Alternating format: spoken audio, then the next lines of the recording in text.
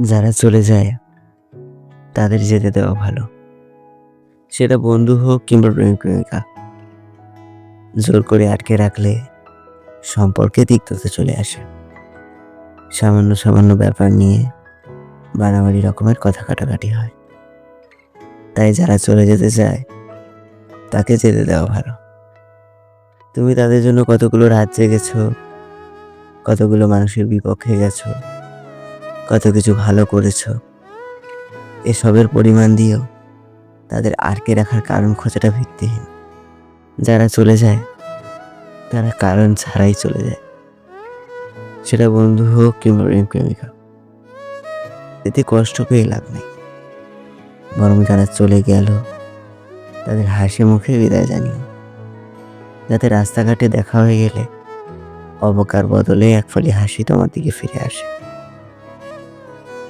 যারা চলে যায় তারা চলে যাবেই, তাই খালি খালি ঝগড়া ঝামেলা না করাই ভালো।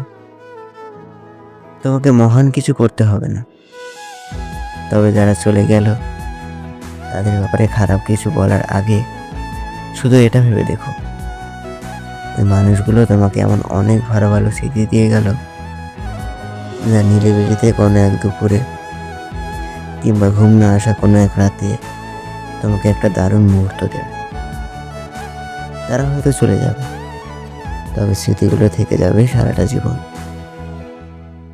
যে চলে যায় তাকে চলে যেতে দেওয়া ভালো।